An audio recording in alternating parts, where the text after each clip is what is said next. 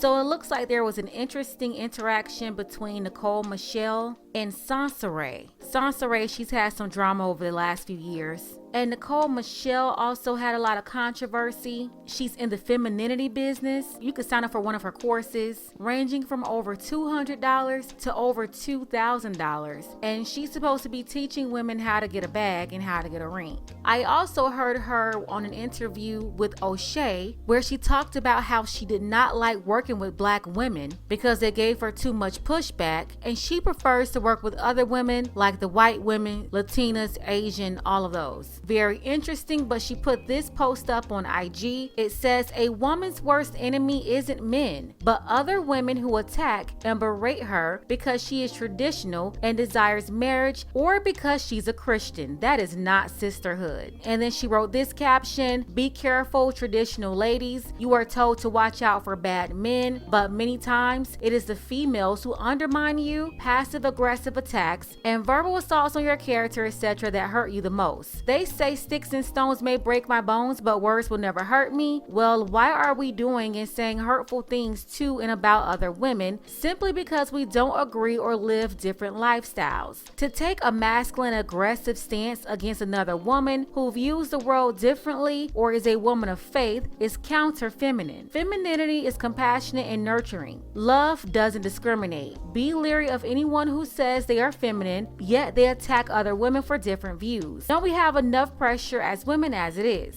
I didn't really see anything wrong with her post. I either agreed or at least understood all of what she was saying in that post. Then Soncerae commented and she said, I exactly don't see a lot of that. Most women want traditional marriage from what I see. I saw Erica Campbell just display anti-sisterhood yesterday. Women who don't want traditional marriage are the women who are ostracized and berated. I saw one article after another from women who were upset. Even after we've seen women do things the Christian way, they still end up unsatisfied or divorced. Nicole responded to Soncerae. She said, I do believe and speak to Christian women about being compassionate and non-judgmental towards others. Many churches have left a bad taste in many people's mouths. And then they went on about Christian women having relations. You guys can read all of that right here. But Soncerae, she continued, she said, what is unfortunate to me about Christian women is that we fall into the trap of being compared to one another. We praise one type of woman at the expense of another type of woman, with the validation being a husband, who is seemingly the ultimate prize. Rose eyes. There is more to life than laying up under a man or being his housewife. I'd rather chew glass than believe all there is to life is pleasing my husband. Nicole says many couples cohabitate, so what's the difference in giving wife benefits as a living girlfriend than being his lawful wife that gets legal benefits if he gets froggy and wants to jump away? Marriage isn't the be all to end all, but it certainly is more secure than being a live-in girlfriend. Say what you want about being a wife. They are entitled to more than child support after a breakup. Get what you deserve from these men. Soncerae says, don't get me started in cohabitation, which I very much don't approve of in general. You say this like marriage is just an insurance policy. Like in the event he leaves, at least I have some of his money in the pocket. When we don't rely on men for money, we don't care what he does if he decides to skip out. Bum can go with what he came with. The only thing a wife benefits from after divorce is an alimony check, which will still be as low as a child support check if the husband is broke. Alimony and child support work the same. It sounds like to me, women are only using marriage for financial benefit if they are unable to earn their own income, or they not only want to take their own money when the relationship is over, they want to take his too, which is selfish across the board. Soncerae added, nothing you say about marriage right now is about God. It's about money and the government. I have to stop it right here. I know sometimes Soncerae can be problematic, but here's where I agree with her. Whenever Nicole talked about marriage, this is a Christian woman, she changed from it being about God and love to making sure you have an insurance policy on that man if or when he decides to leave you. And it's interesting that Soncerae picked up on that right away. And I could see her point where she said, well, women who make money, or they're just not in a relationship for money, they're not worrying about how much money they're going to get when the relationship is over because they already got a bag. So I understood where she was coming from too. I'm going to get into the biggest point here in a minute, but let me go ahead and finish this.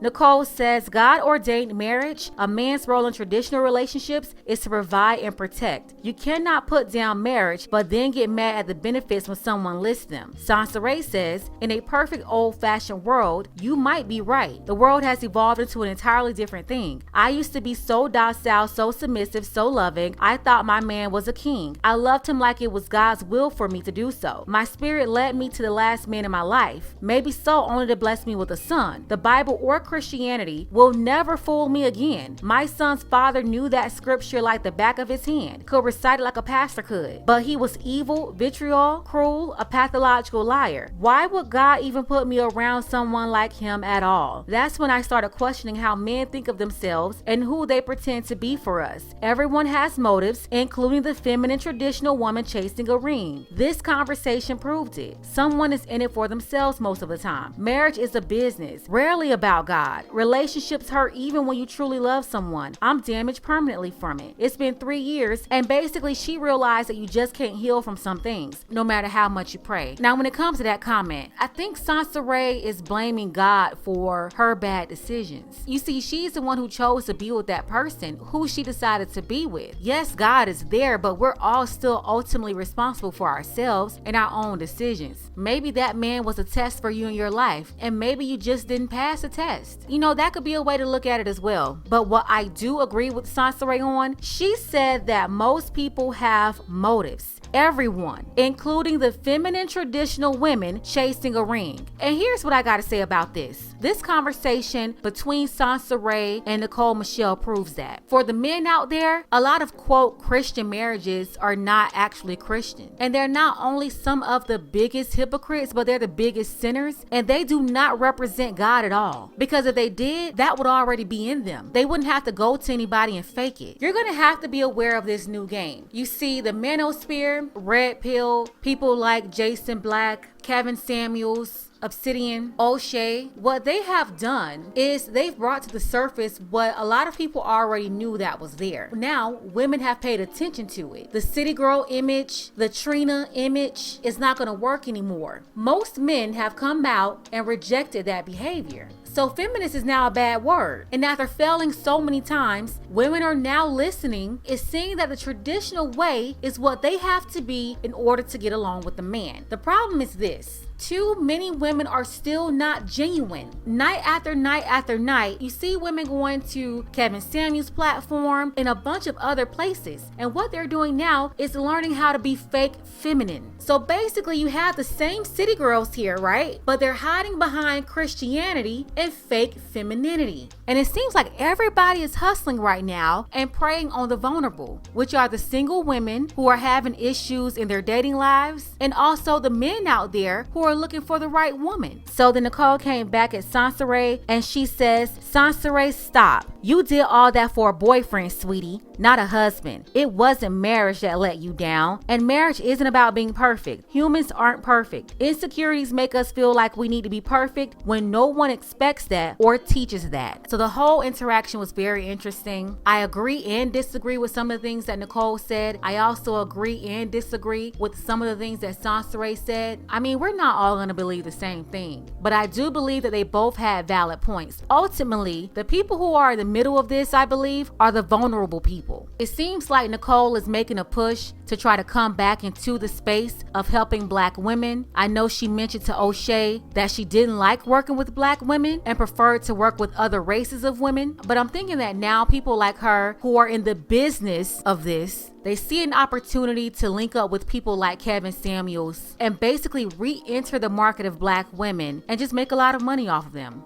So go ahead and let me know what you think about all of this below in the comments. Make sure you guys subscribe to this channel, hit that like button and share.